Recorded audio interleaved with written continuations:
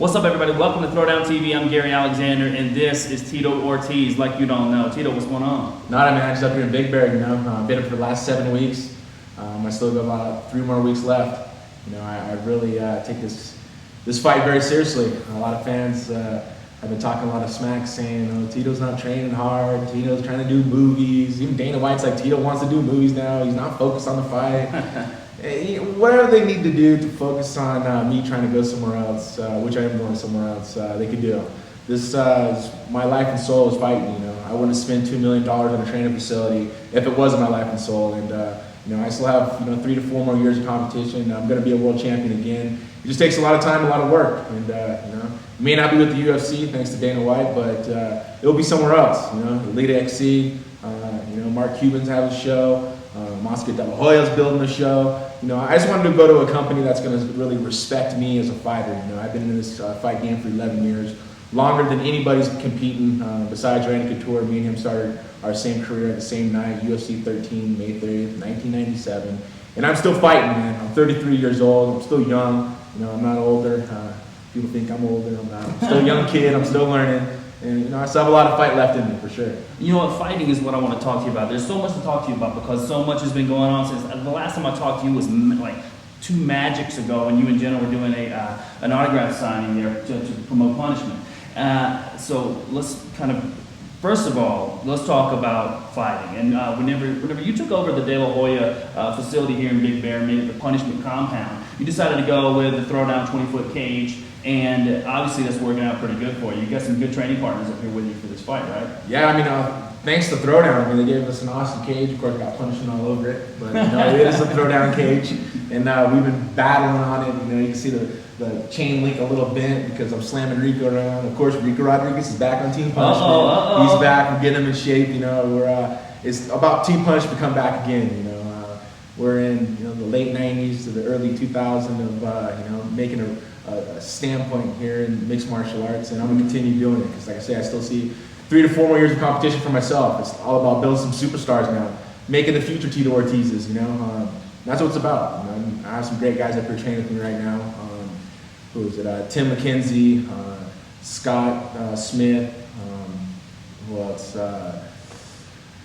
You know what, Team Punishment, let's talk about Team Punishment itself for a while. And you and I were just talking about Don House. Don House, would come up to Big Bear and train with you, early on, man. And he was telling me stories about Team Punishment back in the day when it was like hardcore Team Punishment. And that's what you're talking about building again, right? Yeah, building champions. Back in the day when it was myself, Chuck Liddell, Quentin Rampage Jackson, Rico Rodriguez, Fabian Iha, John Lewis. Wow. I mean, go on my MySpace, man. Go to MySpace/Tito Ortiz and you'll see a picture in there of the group of Big Bear in 2000. And that was a long time ago, man. And it's all about building that once again, You know, guys are their own superstars now, and it's time to rebuild again and make it happen. I'm all about building superstars, not a brand. With UFC, they're trying to build a brand and not superstars. And I'm going to go somewhere else where it's all about building superstars, I think.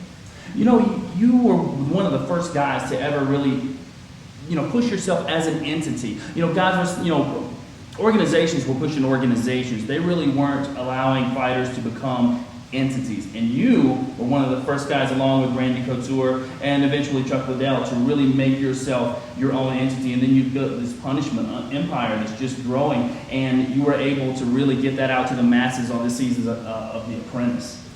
Yeah, that was just a lucky chance, I guess you could say. I guess thank God for injuries. I guess that's the only one I have to thank God for my injuries was I wasn't able to fight Rashad for the second match because of my injuries. I was going to take another fight being injured just because of making these guys look good. So I thought I'd take a chance of stepping down and do something else. And Mr. Trump asked me if I'd be on The Apprentice. I said without a doubt. And he goes, it's for charity. I go, it's even more without a doubt.